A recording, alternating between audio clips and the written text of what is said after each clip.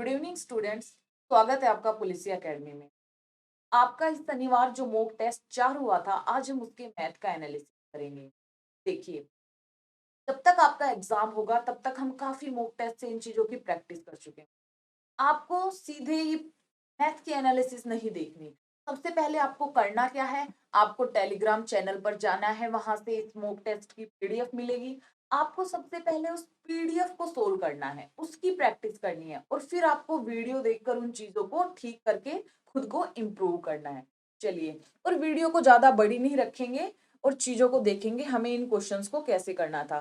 देखिए, आपके 25 क्वेश्चन आते हैं मैथ में, आपके 25 क्वेश्चन आते हैं और इसमें जो मैथ का आपका फॉर्मेट है वो 26 से 50। चलिए, 26वां क्वेश्चन को आप पढ़िए। 26वां क्वेश्चन है, निम्नलिखित में से किस संख्या का सर्वोच्च मान है, यानी कि आपको हाईएस्ट वैल्यू निकाल। हाईएस्ट वैल्यू देखो 127/25, 121/9, 53/4, 25/6। यहाँ देखो ये वाला फॉर्मेट तो देखो आपका इजी फॉर्मेट होता है, क्योंकि यहाँ जो आपका डेनोमिनेटर है यानी कि जो आपका हर है वो छोटा है और जो ये अंक दिए हुए हैं ये भी छोटे हैं। आप इजीली इसको डिवाइड कर सकते हैं। डिवाइड कर ले, यही डिवाइड कर लेते हैं, तो यानी कि 25 5 25, यानी कि कुछ 5 पे वैल्यू आएगी। अगर यहाँ सोल्व करेंगे तो आ जाएगा 9 एकम 9 और यहाँ से बचा 9 तिया 27, 27 के बाद 9 चौक 36, यानी कि 13.4 कुछ आया। और यहाँ आपने इसको सोल्व किया, ये आपका आ गया 4 12, 4 दूनी 8, 4 पंजे 20, यानी कि ये कंप्लीट चला गया। और अगर इसको सोल्व करेंगे तो ये आपका आ गया 6 चौक 24, यानी कि 4। अब आपको खुद दिख रहा होगा कि कौन सी वैल्यू आपकी सबसे बड़ी है, 120/9 और बी ही आपका ऑप्शन होगा। अगर कुछ डिफिकल्ट वैल्यू आएगी तो हम क्रॉस मल्टीप्लाई से भी कर सकते हैं। ये तो इजी सा क्वेश्चन था। चलिए नेक्स्ट क्वेश्चन को करते हैं। अब नेक्स्ट क्वेश्चन क्या है, आपका नेक्स्ट क्वेश्चन है कि आपको फोर्थ प्रोपोर्शनल बताना है। आपको फोर्थ प्रोपोर्शनल बताना है, यानी कि चौथा समानुपाती बताना है। अब ये चौथा समानुपाती आपको 14 6 28 का बताना है। सबसे पहले आपको पता होना चाहिए जो आपका चौथा समानुपाती होता है उसका फॉर्मूला। चौथा समानुपाती हम कैसे निकालते हैं, इसे हम निकालते हैं BC/A। अब आप कहोगे मैम BC/A क्या है, तो आपका 14 है A, 6 है B और आपका जो 28 है वो है। तो आपको कुछ नहीं करना, बस इसमें वैल्यू पुट करनी है। तो आपका B हुआ 6 और C हो गया आपका 28, आपका A हो गया 14, 14 दूनी 28, यानी कि आपका आंसर आ गया A, यानी कि 12। अब इस टाइप के आपके दो क्वेश्चन और बन सकते हैं। दो क्वेश्चन कौन से, एक आपका बन सकता है मीन प्रोपोर्शनल का और एक आपका बन सकता है थर्ड प्रोपोर्शनल का। अब ये मीन प्रोपोर्शनल क्या होता है, इसे हम हिंदी में कहते हैं मध्यानुपाती। मध्यानुपाती। और आपका थर्ड प्रोपोर्शनल होता है तीसरा समानुपाती। ठीक है, ये दो क्वेश्चन भी पूछे जा सकते हैं। आपको पता होना चाहिए कि मीन प्रोपोर्शनल हम निकालते हैं रूट AB से और थर्ड प्रोपोर्शनल होता है B²/, यानी कि आपके ये दो क्वेश्चंस भी बन सकते हैं। आपको इन चीजों को भी नोट डाउन कर लेना है। देखिए, सबसे पहले मैंने आपको कहा है, सबसे पहले आपको खुद प्रैक्टिस करनी है, उसके बाद ही आपको एनालिसिस की वीडियो देखनी है।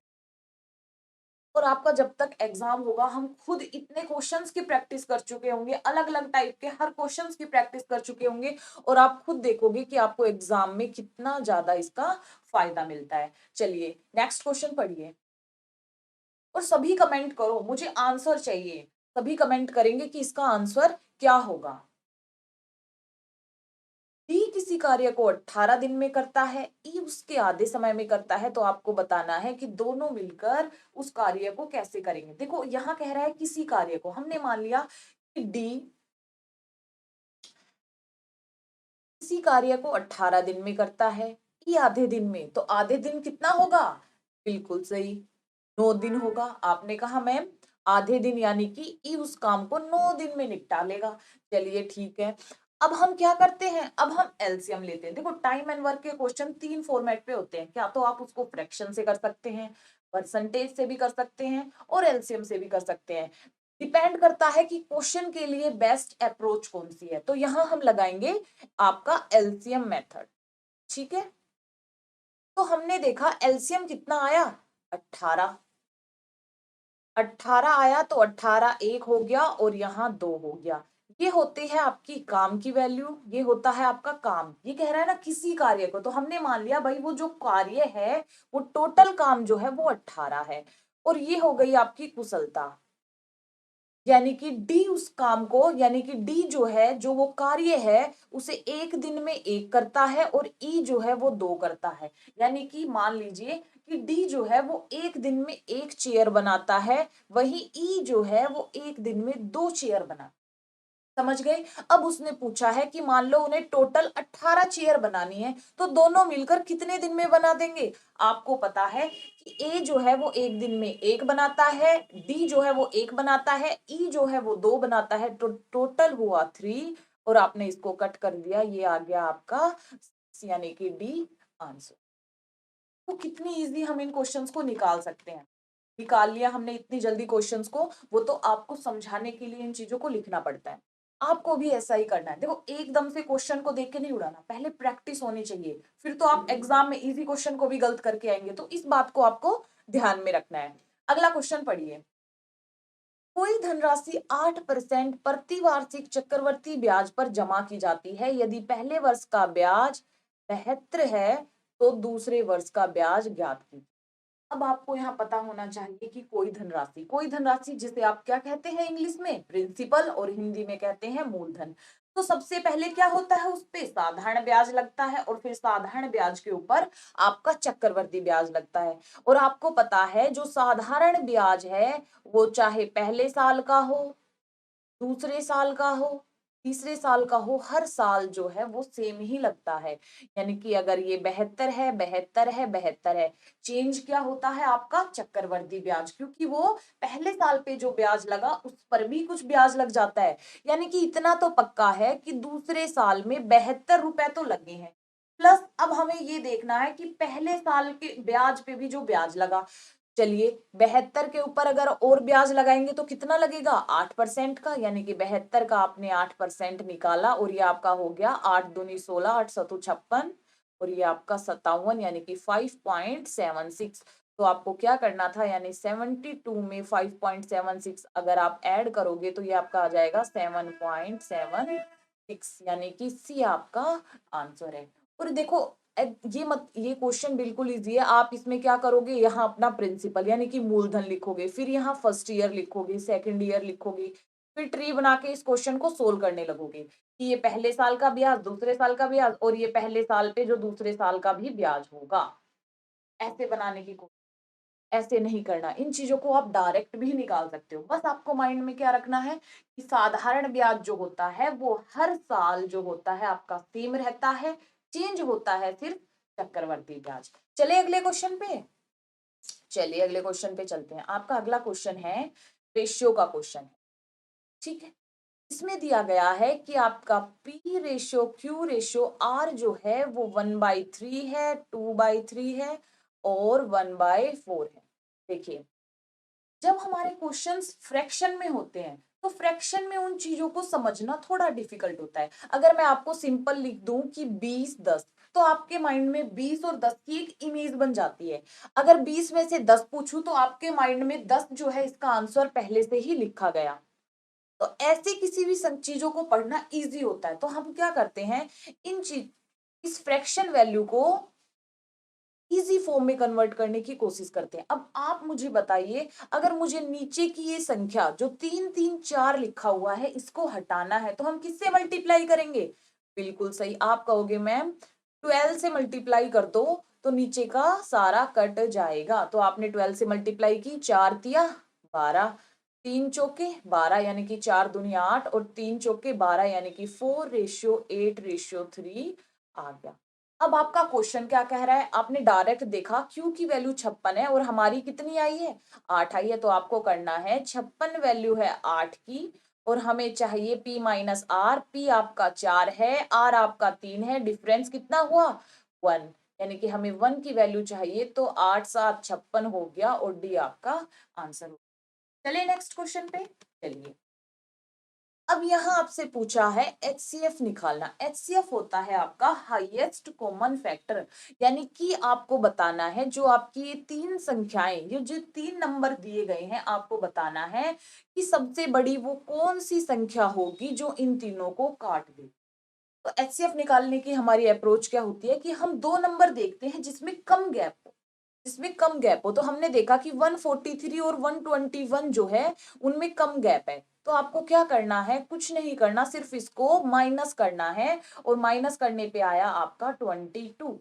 या तो आपका 22 ही आंसर में होगा या फिर उसका कोई फैक्टर होगा। तो आपने देखा क्या 6 से 22 कट जाएगा? जी नहीं कटेगा, तो आपका ये ऑप्शन नहीं होगा। क्या 4 से कट जाएगा? जी बिल्कुल नहीं कटेगा। क्या डी होगा? नहीं, लेकिन 11 जो है वो 22 से कट जाएगा, तो ये हो गया आपका आंसर। ऐसे आप HCF निकालते हैं। चलिए नेक्स्ट क्वेश्चन पे। देखो आपको साथ के साथ प्रैक्टिस जरूर करनी है इन क्वेश्चंस की। अब अगला क्वेश्चन आपसे पूछा गया है कि 1 सेंटीमीटर त्रिज्या के गोले का पृष्ठीय क्षेत्रफल क्या होगा। अब यहाँ आपको फॉर्मूला पता होना चाहिए। जो हमारी अर्थमेटिक मैथ है उसमें क्या है, अगर आपने सिर्फ क्वेश्चन का अर्थ समझ लिया, इसका मतलब आपने आंसर को प्राप्त कर लिया। और ये होती है हमारी एडवांस मैथ। यहाँ आपको इन चीजों के बिल्कुल छोटे छोटे फॉर्मूले हैं, वो भी मैं आपको अच्छे से याद कराऊंगी। आपको इन चीजों का पता होना चाहिए। जो सरफेस एरिया होता है, अब स्फीयर क्या होता है? स्फीयर होती है जो बॉल, जिस बॉल से आप खेलते हैं, ऐसी कुछ बॉल होती है ना आपकी, इस टाइप की कुछ बॉल होती है जो आप बैट बॉल वगैरह में खेलते हैं, तो वो स्फेयर फॉर्म में होती है। स्फेयर सर्कल नहीं होता, ठीक है। अगर हम यहाँ से फॉर्मूला लिखेंगे सरफेस एरिया ऑफ स्फेयर का, तो ये होता है आपका 4 पाई r स्क्वायर, ठीक है। तो आपको क्या करना है, आपको पता है 4 पाई की वैल्यू दी गई है 22/7, और r आपका कितना है 1 सेंटीमीटर, यानी कि 1 × 1, 1 × 1, और ये आपका हो गया 22/7, और ये आपका हो गया 4। तो 1 × 1 तो 1 ही हो गया, और जब आपने इसकी मल्टीप्लाई की तो ये हो गया 88/7, यानी 88/7 जो आपका ये ऑप्शन है। ठीक है, चले नो नेक्स्ट क्वेश्चन पे चलिए। अब आपका क्वेश्चन है कि 3 मैन, चलिए हिंदी में पढ़ते हैं कि 3 व्यक्ति एक छेद खोदने में 10 दिन लेते हैं, तो 5 व्यक्ति समान छिद्र खोदने में कितना समय लेंगे। अब इस क्वेश्चन को हम करते हैं कि 3 जो आदमी हैं, 3 मैन जो है वो 10 दिन में एक छेद को खोदते हैं। तो आपको बताना है कि जो 5 आदमी होंगे वो कितने दिन में उस छेद को खोद देंगे। तो कुछ नहीं करना, यानी आपको सिंपल मल्टीप्लाई करनी है। हटा दो तो 5 दूनी 10, और ये आपका आ गया डी है। यहाँ से आपका एक फॉर्मूला बनता है कि M1D1H1 इक्वल होता है M2D2H2। M आपका होता है मैन, यानी कि कितने आदमी, D आपका होता है डे, यानी कि दिन, कितने दिन लेते हैं, और H1 होता है आपका आवर, यानी कि घंटा, और ये भी आपका मैन डे आवर। जिसकी वैल्यू दी गई है उनको रख दो और उसको सोल्व कर दो, ठीक है। नेक्स्ट क्वेश्चन करें। अब नेक्स्ट क्वेश्चन है कि A car cover a certain distance in 45 minute at a speed of 60 km/h। ये आपका 45 मिनट है, और फिर दिया गया है what should be the speed in km/h if it has the cover the same distance 5 minute earlier. अगर 5 minute पहले ही कवर कर लेती है, यानी कि यहाँ आपसे स्पीड, यहाँ आपसे गति पूछी गई है। तो आपको पता होना चाहिए कि स्पीड होती है दूरी अपॉन समय। अगर हम यहाँ लिखें तो आपकी क्या होती है, गति होती है। गति का फॉर्मूला होता है दूरी अपॉन समय। और दूसरी जो बात आपको याद रखनी है कि आपको यूनिट्स देखनी है, जो मात्रक होते हैं उनका ध्यान रखना। देखिए ये मिनट में है, आपकी स्पीड km/h में है। आपकी जो स्पीड है वो km/h में है, यहाँ आपका टाइम मिनट में है, यहाँ भी आपका टाइम मिनट में है, और आपसे जो आंसर पूछा गया है वो km/h में है। क्योंकि आप क्वेश्चन का, आपको फॉर्मूला पता होगा, आप क्वेश्चन निकाल लोगे, लेकिन मुझे पता है कि गलती कहाँ करते हैं। क्योंकि जब मैं ऑफलाइन पढ़ाती हूँ तो मैक्सिमम जल्दी आंसर निकालने के लिए यूनिट को चेंज करना भूल जाते हैं, और वहीं आप एग्जाम में गलती करके आओगे जहां आप आपका नुकसान करा के आओगे। ठीक है, अब देखो गति अगर हमें निकालनी है तो हमें क्या दिया गया है, गति का फॉर्मूला होता है दूरी अपॉन समय। या दूरी यहां दी गई है, आप कहोगे मैम दूरी नहीं दी गई, क्या समय की वैल्यू दी गई है? तो समय इसने कहा है कि उस डिस्टेंस को अगर 5 मिनट पहले अगर कवर करना है तो स्पीड कितनी होगी। तो पहले अगर 45 मिनट था, तो अगर आप 5 मिनट पहले कर रहा होगा तो अब हो जाएगा 40 मिनट। समझ गए इस बात को? यानी कि बस अगर हमें डिस्टेंस पता चल जाए तो हमें आंसर पता चल जाएगा। और अगर यहां से हम दूरी निकालेंगे तो दूरी का अगर निकालेंगे तो देखो, यहाँ आपकी स्पीड दी गई है, यहाँ आपका टाइम दिया गया है। आपको क्या करना है, आपको करना है स्पीड इंटू टाइम। और स्पीड कितनी होती है, आपकी स्पीड होती है 45 मिनट इंटू टाइम दिया, स्पीड है आपकी 60। चलिए स्पीड यहां लिख देते हैं, यहां मैंने टाइम लिख दिया जो आपका 45 मिनट है और आपका स्पीड हो गया 60 किलोमीटर पर आवर। अब ये आपकी मिनट में है और ये आपकी किलोमीटर पर आवर में है। अगर आपको इसको चेंज करना है तो आपको क्या करना पड़ेगा, अगर किलोमीटर पर आवर है, एक बात बताइए, 1 घंटे में कितने मिनट होते हैं? आप कहोगे मैम 60 मिनट होते हैं। अगर हमें मिनट से घंटे में चेंज करना है तो हम क्या करते हैं, इसको 60 से डिवाइड कर देते हैं। तो 60 से डिवाइड किया यानी कि आपका जो डिस्टेंस आ गया वो 45 किलोमीटर आ गया। आपको क्या करना है, 45 किलोमीटर यहाँ रखना है और 40 मिनट यहाँ रखना है। अब ये भी 40 मिनट है तो इसको भी हमें क्या करना पड़ेगा, आवर में चेंज करना पड़ेगा। क्योंकि जो हमारे ऑप्शंस है उसमें साफ कहा गया है कि हमें किलोमीटर प्रति घंटे में ही आंसर देना है। तो इसको 60 में चेंज करेंगे तो हमने 60 से मल्टीप्लाई की और इसको काट लेंगे, 2 से गया, 2 दूनी 4, 2 तिया 6 और ये आपका हो गया 2, 2.5, 3 पंजे 15, 3 दूनी 6, 7, 6 यानी 67.5। देखिए किस ऑप्शन में है, ये आपका डी। चलिए नेक्स्ट क्वेश्चन पे। ऐसे आपको सारे क्वेश्चंस करने हैं। अब आपका ये क्वेश्चन दिया गया है कि ए मैन, एक आदमी ने 22,000 में एक रेफ्रिजरेटर खरीदा और 1,000 ट्रांसपोर्ट पर खर्च किए, 2,000 रुपए उसको किस्त पर भी खर्च करने पड़े। तो आपको बताना है कि अब उसको क्या करना है, आपका रेफ्रिजरेटर यानी कि जो आपका फ्रीज होता है, अब अगर उसको उस फ्रीज को बेचना है तो उसको 15% प्रॉफिट चाहिए। तो आपको बताना है कि 15% प्रॉफिट में वो कितने पे बेचेगा। अब मुझे यहाँ एक बात बताओ, क्या फ्रीज का क्रय मूल्य जो है वो सिर्फ 22,000 होगा? आप कहोगे नहीं मैम, 1,000 उसको लाने में लग गए, भाई फ्रीज को कुछ साधन करके लेके भी आए होंगे, कोई ट्रांसपोर्ट किया होगा, और 2,000 की उसकी किस्त भी करा ली, तो आपका टोटल हो गया 22, 23, 24, 25। यानी कि अगर हम यहाँ लिखें, इसको थोड़ा ऊपर कर लेते हैं, ठीक है। अगर हम यहाँ लिखे तो हम लिख सकते हैं जो आपका क्रय मूल्य है वो कितना हुआ, क्रय मूल्य हो गया 25। अब आपको 15% प्रॉफिट, देखो फास्ट कैलकुलेशन करनी है, मैं आपको बार बार कहती हूँ, और ये चीजें तभी आएगी जब आप प्रैक्टिस करेंगे। हम क्या करेंगे, इनटू करके अगर आप इसका 15% निकाल लेंगे, आपको 15% इसमें ऐड करना है, आपका आंसर आ जाएगा। अब देखो 15% निकालो, मैंने आपको बताया था कि आप इसको काटोगे नहीं। 10% का मतलब क्या होता है, 10% का मतलब होता है एक पॉइंट लगा देना, यानी कि ये वैल्यू आपकी 10% की है। और 5% क्या होगा, 10% का आधा, यानी कि इसका आधा कितना होगा, 1250। और अगर हम यहाँ से निकालेंगे तो ये आपकी आ गई 23750, यानी कि 3750 या वो 15% हो गया। और आपको कुछ नहीं करना, बस 25,000 के अंदर 3750 को कैलकुलेट करना है। 0578228 जो आपका सी। ऐसे आपको चीजें करना है। 15% यानी कि आप खुद सोच लेना है। 10%, 10% ईजी होता है क्योंकि एक पॉइंट लगा के हम उसे हटा देते हैं। 2500 हुआ, 2500 का आधा कितना हो जाएगा, 5% यानी कि 1250 हुआ। तो ऐसे आपको क्वेश्चंस को करना है। अब देखिए ये क्वेश्चन करिए, ये क्वेश्चन आपका गुना का है। अब आपने क्या किया होगा, गुना करके इस चीज को काफी अच्छा खासा टाइम लगाया होगा। मुझे एक बात बताइए, आपको पता है कि सम संख्या क्या होती है और विषम संख्या क्या होती है? आप कहोगे मैम सम संख्या होती है 2, 4, 6, 8 ऐसे, और विषम संख्या होती है 1, 3, 5 जो 1, 3, 5, 7, जिसके पीछे ये टर्म होती है वो आपकी क्या होती है, विषम संख्या होती है। क्या आपने कभी ये देखा है कि जब भी हम सम संख्या के अंदर सम संख्या को जोड़ते हैं तो क्या आता है? जोड़ के देखिए। जी हाँ, सम संख्या ही आती है। अगर आपने यहाँ 12 लिया और इसमें 14 ऐड किया तो आपका कितना आ गया, 26 आ गया। अगर आपने यहाँ 56 लिया और यहाँ 46 लिया, या फिर यहाँ 8 कर लो, अब इसको जोड़ के देखो, 4 आया, 5 4 9 और ये 10 हो गया। यानी कि जब भी आप सम संख्या को जोड़ोगे आपको सम संख्या ही मिलेगी आंसर में। और कभी भी आप सम संख्या को मल्टीप्लाई करोगे तो 4 दूनी 8, तो भी आपको हमेशा आंसर में सम संख्या ही मिलेगी। बस इतना सा कंसेप्ट आपको पता होना चाहिए था।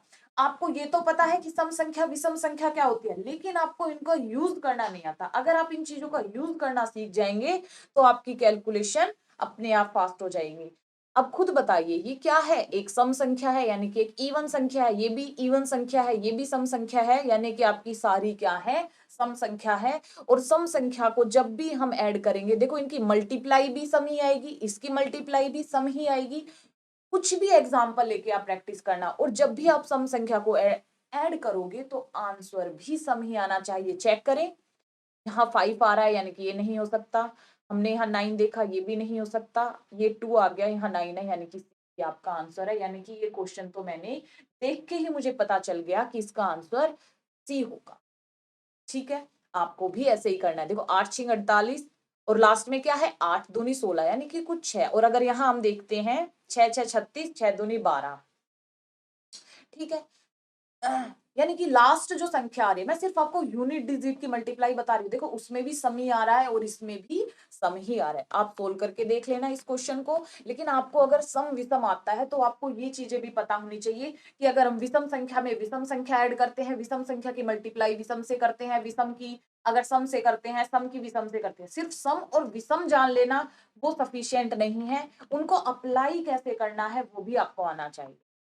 अब आपका क्वेश्चन है कि what least number must be added to this to make a perfect square, यानी कि ये कोई संख्या है 6072, आपको ये परफेक्ट वर्गमूल वर्ग बनाना है। तो मैंने आपको एक चीज बताई थी, कभी भी किसी परफेक्ट स्क्वायर के अंत में 2 3 7 8 ये नहीं आ सकता। समझाया था मैंने आपको। आप खुद देखिए, अगर आप इसके अंदर 6 ऐड करोगे तो क्या आ जाएगा, लास्ट 8, और 8 तो नहीं आना चाहिए, ये भी गलत है। फिर देखो यहाँ 16 लिखा हुआ है, ये भी नहीं हो सकता। अगर आप 10 लिखोगे यहाँ पर, अगर आप यहाँ 10 करोगे तो नीचे यहाँ कितना आ जाएगा, 2 आ जाएगा, यानी कि ये भी नहीं हो सकता। डायरेक्ट आपका आंसर देख के ही 12 इसका आंसर होगा।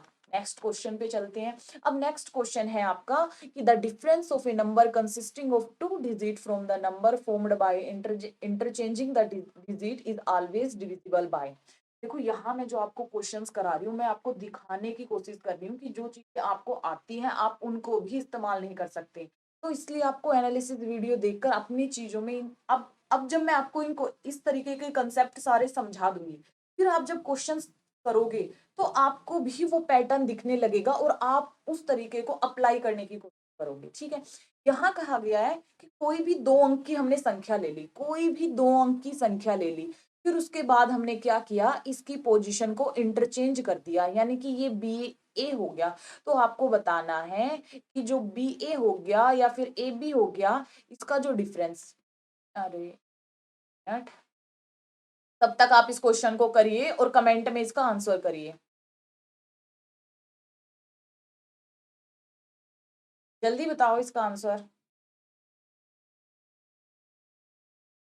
ठीक है, तो आपको बताना है कि इसका जो डिफरेंस होगा, जब भी 2 अंकों को हम परस्पर बदल देंगे तो उसका जो अंतर होगा वो हमेशा किससे विभाजित होगा, तो वो हमेशा किससे विभाजित होगा, कोई भी एग्जाम्पल कोई भी संख्या ले लीजिए। तो आपने यहाँ ले लिया, क्या ले लिया, 23 ले लिया।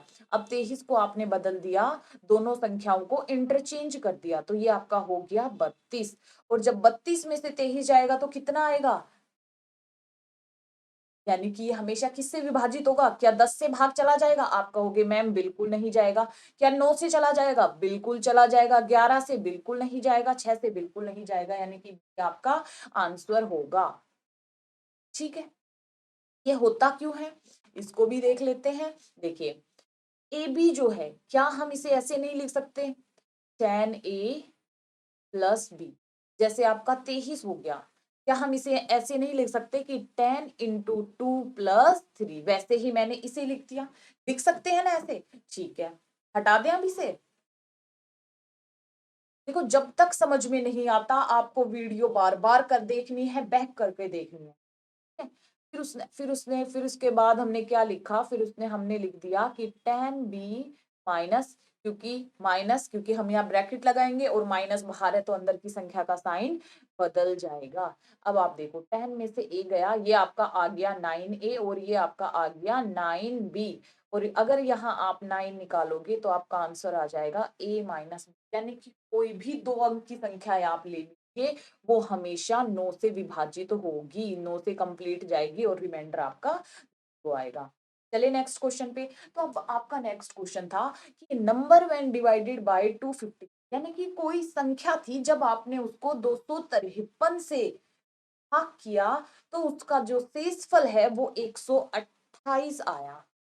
तो आपको बताना है, अगर आप उसी संख्या को 23 से भाग करेंगे तो आपका शेषफल कितना आएगा। इस क्वेश्चन को करने का बिल्कुल शॉर्ट तरीका है, आपको कुछ नहीं करना, 128 को 23 से भाग करना है। अगर 128 को आप 23 से भाग करोगे तो ये आ जाएगा 23 पंजे 115। अगर 115 इसमें से माइनस करोगे तो आ जाएगा 5 8 3 1, यानी कि 13 रिमाइंडर बचेगा और 13 आपका आंसर। इतना टाइम लगा इस क्वेश्चन को करने में, आप कहोगे मैम मुश्किल से 5 सेकंड। अब ये हमने किया कैसे, देखो आपको सबसे पहले ये नॉलेज होनी चाहिए, यहाँ जो हम लिखते हैं ये आपका होता है डिविडेंड, जिसे हम बोलते हैं भाज्य। यहाँ आपका लिखा जाता है क्वोशिएंट, जिसे हम बोलते हैं भागफल। आता होगा आपको, सभी को इसका पता होगा। यहाँ हम लिखते हैं डिवाइजर, जिसे हम बोलते हैं भाजक। और लास्ट में जो आपका बचता है वो होता है रिमाइंडर, जिसे हम बोलते हैं शेषफल। तो यहां से आपका फॉर्मूला क्या बनता है, जो आपका भाज्य होता है वो इक्वल होता है भाजक और भागफल की मल्टीप्लाई के। भाजक टू भागफल, और आपने यहाँ क्या किया, ऐड कर दिया शेषफल। देखिए, मान लीजिए अगर हमें क्या करना था, हमें 15 को डिवाइड करना है किससे, 4 से। तो आप कैसे करोगे, 4 तिया 12, यहाँ 12 आ गया और यहाँ शेषफल कितना आया, 3 आ गया। तो आप ऐसे नहीं कर सकते, 4 की मल्टीप्लाई 3 से, यानी कि भाजक की मल्टीप्लाई भाग से, 4 की मल्टीप्लाई 3 से, प्लस में हमने 3 यानी शेषफल जोड़ दिया।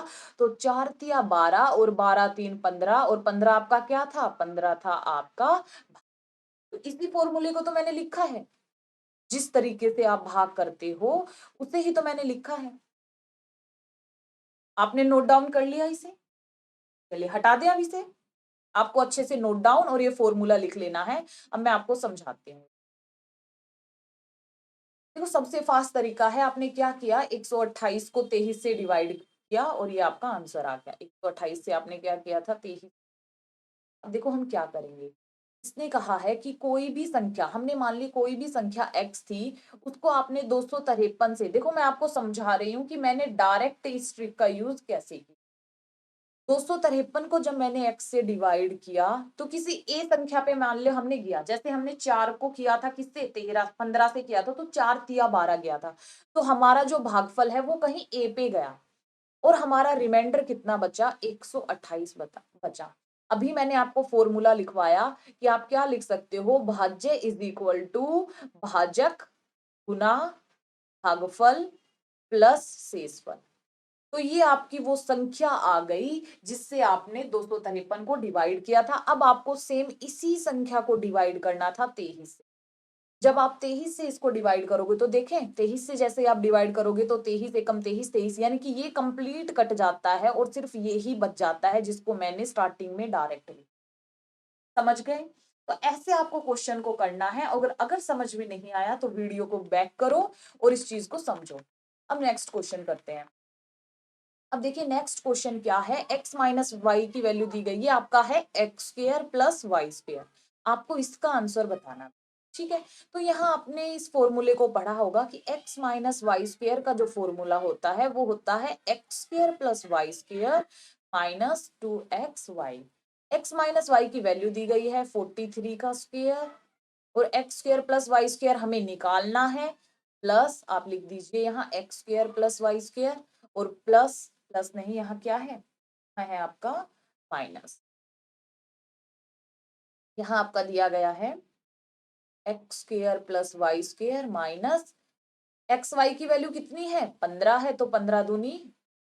अब देखो, हर बार कैलकुलेशन करने के लिए एक बार सबसे पहले जैसे ही आप क्वेश्चन निकालो आपको ऑप्शंस पे नजर जरूर डालनी है। जैसे ही आपने ऑप्शन पे नजर डाली तो आपने देखा कि क्वेश्चन में सभी की जो इकाई अंक है, जो यूनिट डिजिट है, वो अलग है। यानी कि आपको कंप्लीट सोल्व करने की जरूरत नहीं है, आप सिर्फ इकाई अंक निकाल लो, यूनिट डिजिट निकाल लो। तो आप मुझे एक बात बताओ, जब 43 का स्क्वायर करोगे 3 का हमेशा क्या आएगा 9 आएगा, और यहाँ क्या है 30 जब ऐड होगा तो लास्ट में क्या होगा 30 कुछ ऐसे ऐड होगा तो लास्ट का जो अंतिम अंक आएगा वो 9 आएगा।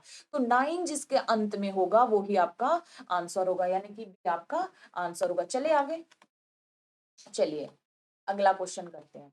लास्ट टाइम भी मैंने बताया था कि इस टाइप की जो मल्टीप्लाई होता है, देखो मल्टीप्लाई करने में मल्टीप्लाई आपकी तभी फास्ट हो सकती है जब आपको अच्छे से टेबल याद हो।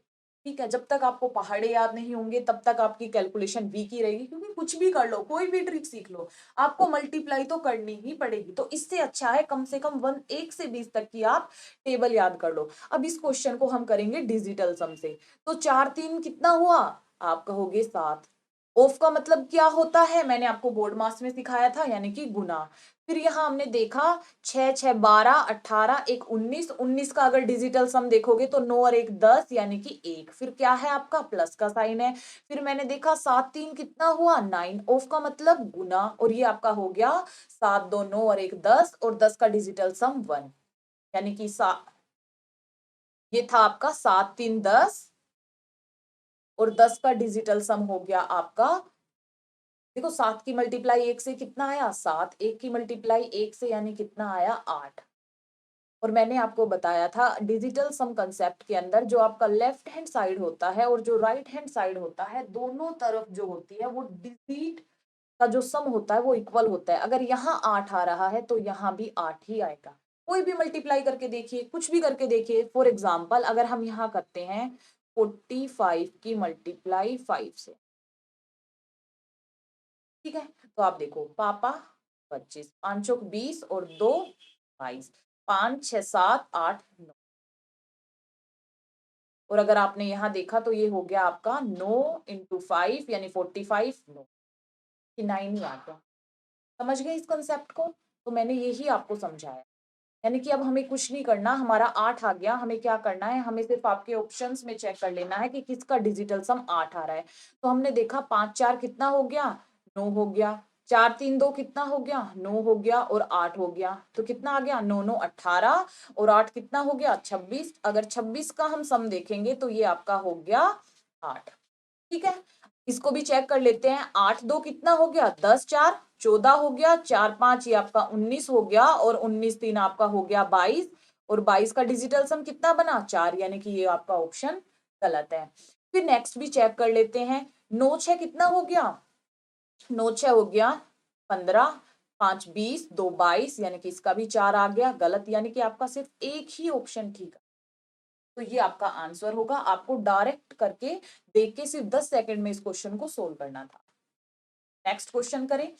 अब आपका नेक्स्ट क्वेश्चन है कि there are two container of equal capacity, the ratio of milk to water in the first container is 2:1, in the second container is 9:5, if they mix up the ratio of milk to water in the mixture will be। यानी आपसे question कहा गया है, इसको थोड़ा सा ऊपर कर लेते हैं, यानी कि आपको क्वेश्चन कहा गया है कि दो कंटेनर जो है वो बराबर क्षमता के हैं। अगर हम रेशियो देखें तो पानी और दूध का रेशियो कितना है, पानी और दूध का रेशियो है पहले कंटेनर में 2:1, और दूसरे कंटेनर में है 9:5। आपको क्या करना है, तीसरे कंटेनर में दोनों कंटेनर का पानी और दूध डालना है। लेकिन आपको एक बात का ध्यान रखना है, इसने कहा है कि दोनों कंटेनर की जो कैपेसिटी है, जो क्षमता है वो बराबर है। अब देखिए 2 और 1 3, यहाँ तो सिर्फ 3 यूनिट बना, और यहाँ देख रहे हैं तो 9 5 कितना हो गया 9 5 हो गया 14, इक्वल नहीं आया। लेकिन हमें दोनों कंटेनर की क्षमता को बराबर करना है, तो इसकी मल्टीप्लाई भी 14 से करेंगे, इसकी मल्टीप्लाई 3 से कर देंगे। 14 2 कितना हो गया 28। अगर आपने यहाँ मल्टीप्लाई किया इसका मतलब आपने यहाँ दोनों टर्म को मल्टीप्लाई किया है, तो यहाँ हो गया 27, और 5 किया 15 हो गया। अब जोड़ते हैं, 8 7 कितना हो गया 15, 2 2 4 5। देखो 55 आपका सिर्फ एक ही ऑप्शन में है, तो आपको बस तुरंत यहाँ देखना था, इसको टिक करना था और अपने नेक्स्ट क्वेश्चन पे आपको चले जाना था। नेक्स्ट क्वेश्चन है आपका, एक संख्या में 10% की वृद्धि हुई, उसके बाद क्या हुआ भाई, उसके बाद हुआ 10% की कमी। तो आपको बताना है कि अंत में जो संख्या बची उस पर क्या हुआ, वो बढ़ गई कि घट गई। तो हमने देखा, देखो परसेंट के क्वेश्चन में हम क्या करते हैं, हम मान लेते हैं कि 100, कि अपने आप में पूरा, कि कोई भी संख्या जो थी वो 100 थी, ठीक है, क्या थी वो 100 थी। तो सबसे पहले आपने क्या किया, वो 10% इंक्रीज हो गई। तो 10% इंक्रीज हो गई, मैंने आपको कितनी बार समझाया 10% कैसे निकालते हैं, पॉइंट लगाया, 10 इंक्रीज हो गया यानी कि 110। अब वो 10% डिक्रीज हो गई, तो सिंपल पॉइंट लगाया यानी कि 10 इसमें से अगर डिक्रीज हो गया, 110 का 10% कितना हो गया 11, और 110 में से 11 गया यानी कि 99। तो आप मुझे अब खुद बताओगे कि इस यह संख्या बढ़ गई कि घट गई। बिल्कुल सही, अगर यहाँ 99 आ गया इसका मतलब 1% की कमी आ गई, यानी कि आपका बी ऑप्शन जो है वो बिल्कुल सही है। चलिए नेक्स्ट क्वेश्चन पे चलते हैं। आपका क्वेश्चन है कि which of the following is the prime number, यानी कि आपको अभाज्य संख्या बतानी है। अब आपको सबसे पहले नॉलेज होनी चाहिए कि अभाज्य संख्या क्या होती है।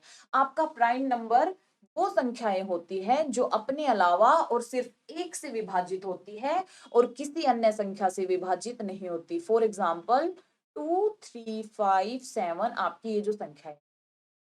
अब देखो अभाज्य संख्या से ही आपके 3 4 क्वेश्चन पूछे जाते हैं, आपसे पूछ लिया जाता है कि पहली अभाज्य संख्या क्या होती है, तो आपको पता होना चाहिए 2 होती है ना कि 1 होता है।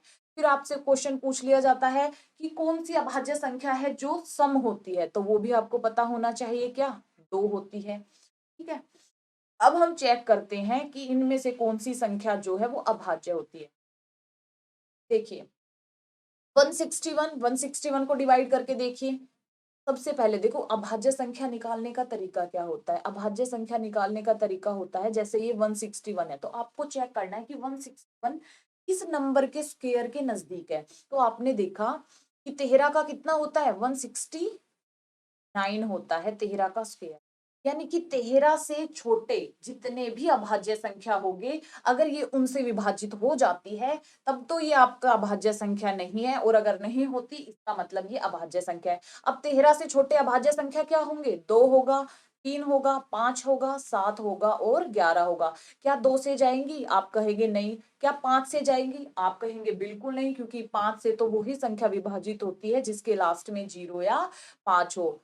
फिर हम 3 से देखते हैं, 3 कहता है कि अगर इस संख्या का सम 3 से विभाजित हो जाता है तो ये संख्या भी विभाजित हो जाएगी। तो आप चेक करो 6 7 8 क्या होगा, यानी कि 3 का भी फॉलो नहीं हुआ। 7 का देखते हैं, 7 दूनी 14, 7 या 21, यानी 7 से ये डिवाइड हो गई। 221 को भी ऐसे चेक करेंगे, 437 को भी ऐसे ही चेक करेंगे, तो आप देखोगे 373 जो है वो आपका आंसर है। ये आपका 7 पे चला गया, 7 या 21, ये आपकी 7 पे नहीं जाएगी, ये आपकी जाएगी 13 पे। ठीक है, और 437 जो है ये आपका जाएगा 19। तो आपको ऐसे ही चेक कर लेना है, क्योंकि 437 जो है 21 के स्क्वायर के नजदीक है, यानी कि 21 से छोटे जितने भी अभाज्य संख्या होंगे आपको उससे इसको डिवाइड करके। चलिए नेक्स्ट क्वेश्चन पे। अब नेक्स्ट क्वेश्चन है कि आपको बताना है 45 क्वेश्चन की का न्यूनतम मान क्या हो गया पूर्णता। ये कह रहा है कि ये कोई संख्या है और ये 8 से पूर्णतः विभाजित, यानी कि 8 से कंप्लीट कट जाता है। तो आपको बताना है कि यहाँ हम क्या रखें कि 8 से कंप्लीट भाग हो जाए। देखिए 3 5 7 4, 8 का एक रूल ये भी कहता है कि अगर 8 की जो तीसरी संख्या है वो सम है तो सिर्फ लास्ट की 2 डिजिट ही चेक कर लो। अगर वो कंप्लीट भाग हो गई तो ये संख्या भी पूर्णता भाग हो जाएगी। तो आप बताओ 8 के पहाड़े में 2 कहाँ आता है, या तो 8 चौके 32 होता है, 8 चौके 32 होता है यानी कि यहाँ 3 आना चाहिए, या क्या होता है 8 में 72 होता है, यानी कि 7 तो नहीं है, 3 हमारे ऑप्शन में है, तो सी हमारा सही हुआ। और आपको टिक करके बस जल्दी से आगे बढ़ जाना है। अब आपका 46 क्वेश्चन है, ये कह रहा है कि 48%। देखो इस टाइप के क्वेश्चन मैंने आपको बताए हैं, सारे अच्छे से समझाए हैं। 48% कितना हुआ? आपका क्वेश्चन कुछ ऐसे है। अभी मैं सिर्फ आपको ये लिख के बता रही हूँ, लेकिन आपको क्वेश्चन को देख के ही इन चीजों को कर लेना है। देखो 2 जीरो से 2 जीरो गया, यानी कि ये आपका हो गया 48 इंटू 48, और ये आपका हो गया +24 इंटू 12.6। अब मुझे एक बात बताओ, क्या आप इस मल्टीप्लाई को सोल्व करोगे? बिल्कुल नहीं सोल्व करोगे। मैंने आपको दशमलव का यूज करना सिखाया है, आप सिर्फ सीख लेते हो कि दशमलव का यूज ये है, सम ये है, इवन ये है, लेकिन आपको उन चीजों को अप्लाई नहीं करना आता। तो आपको उन चीजों को अप्लाई करना सीखना है, ठीक है। और अप्लाई करने के लिए क्या करना है, आपको हर शनिवार को मॉक देना है, और हर संडे उसकी एनालिसिस जरूर दे, ठीक है। चलिए अब मुझे एक बात बताइए, यहाँ कोई दशमलव वाली संख्या है? बिल्कुल नहीं है। यहाँ दशमलव वाली संख्या है 12.6 है, क्या यहाँ लास्ट की जीरो बनेगी? बिल्कुल नहीं, 4×6 = 24 बनेगा।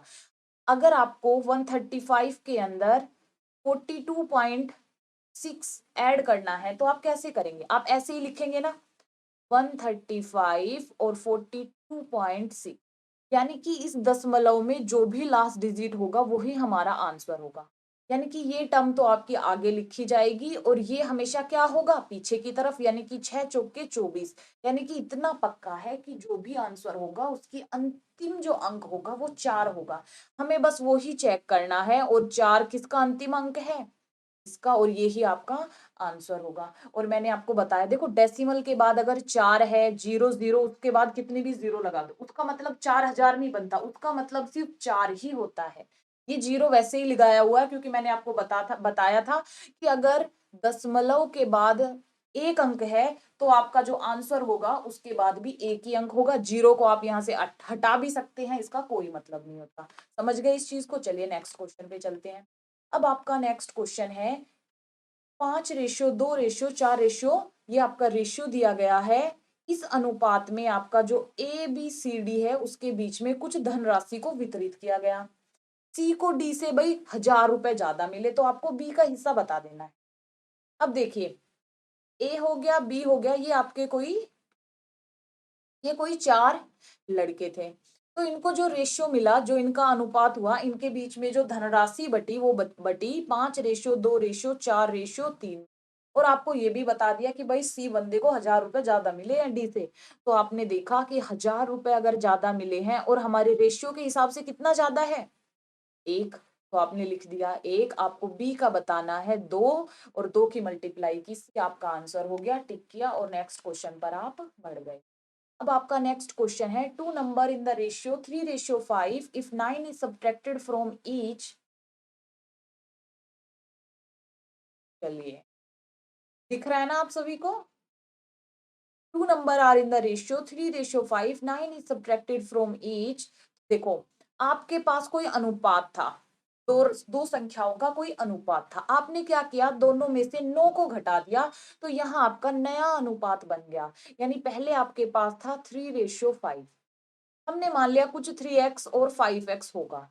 फिर आपने क्या किया, दोनों में से इसको ऐसे लिख ले, रेशियो को हम इस फॉर्म में भी लिख सकते हैं, आपको पता है 3x और 5x था। आपने दोनों में से क्या किया, 9 को घटा दिया, तो आपका आंसर बना, तो आपका जो नया अनुपात बना वो 12:23 बना। अब आपको क्या करना है, मल्टीप्लाई कर लेनी है। देखो इसको यही सोल्व कर लो, 23 दिया कितना हो गया, 3×3 = 9, और 69x हो गया। देखो यहाँ नो नो आ रहा है, यानी कि बाद में, देखो एक बार में ना पूरी कैलकुलेशन सोल्व मत किया करो, क्योंकि लास्ट में जाके वो कंप्लीट कर जाती है और आप पहले गुना करने लग जाते हो और वहां अपना समय खराब कर लेते हो। तो यहाँ आपका बन गया 9×23, और नेक्स्ट हो गया आपका 12×5 = 60x, और ये आपका हो गया 12×10। निकालो, आप जल्दी कमेंट करो इसका आंसर।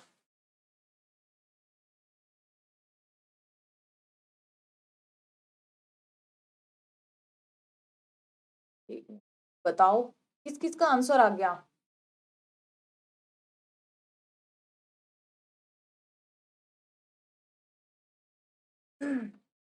करिए, थोड़ा सी टेक्निकल द्वारा है इसमें। पेन काम नहीं कर रहा, क्यों नहीं कर रहा पेन काम?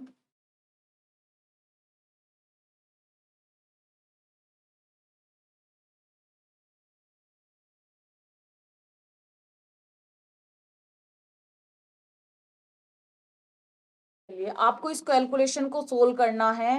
भाई ये तो पेन काम ही नहीं कर रहा। दोबारा करते हैं। कर गया।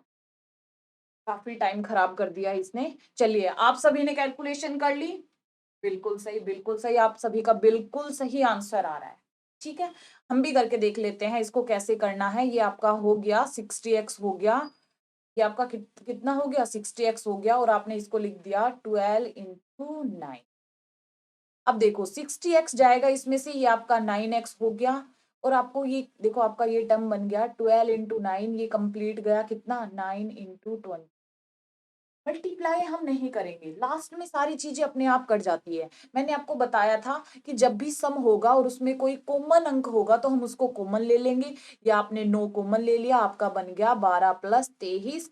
और ये आपका 9 से 9 कट गया, और x की वैल्यू कितनी आ गई? ये आपकी x की वैल्यू आ गई 11। और इसने आपसे छोटी संख्या ही पूछी थी। आपकी छोटी संख्या क्या थी? 3x थी। और x की वैल्यू 11, यानी कि आपका आंसर आ गया, यानी बी आपका आंसर आ गया। चलिए नेक्स्ट क्वेश्चन पे। चलिए नेक्स्ट क्वेश्चन है आपका स्क्वायर रूट। अगर आपने स्क्वायर रूट वाली मेरी वीडियो नहीं देखी है तो सबसे पहले आप उस वीडियो को देखिए, प्रैक्टिस करिए, फिर उसके बाद देखना आपकी कैलकुलेशन कितनी फास्ट होगी। ये आपका 0.16 है, इसका स्क्वायर रूट पूछा, यानी कि ऐसे है 0.16। आप इसको कैसे लिख सकते हो? 16/100 लिख सकते हो। ठीक है, 16 का कितना बना? 4/10, और आंसर आ गया आपका 0.4। आपने 0.4 को टिक किया और नेक्स्ट क्वेश्चन पर बढ़ गए। अब आपको ये क्वेश्चन है, यानी कि आपको इस इक्वेशन को सोल्व करना था, और ये इस इक्वेशन को सोल्व करने के लिए मैंने आपको बोर्ड मास का कंसेप्ट समझाया है। पहले ब्रैकेट सोल्व करते हैं, ऑफ सोल्व करते हैं, डिवीजन होता है, मल्टीप्लाई होता है, एडिशन सब्सट्रैक्शन होता है। आपने अच्छे से उन चीजों की प्रैक्टिस नहीं की थी, नहीं की है तो फिर से वीडियो देखनी है आपको, लेक्चर 1 देखना है आपको, कैलकुलेशन का, इन चीजों की प्रैक्टिस करनी है। देखिए यही क्वेश्चन में लिखना नहीं है, इसको यही सोल्व करने की कोशिश करेंगे। देखो 5 1 कितना हुआ? 6, 6 में से 4 गया, कितना आया?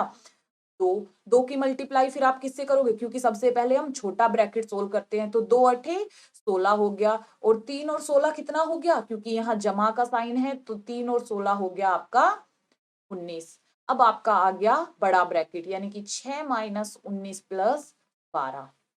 12 6 कितना हो गया? 18 में से 19 गया, यानी कि आपका -1 आ गया।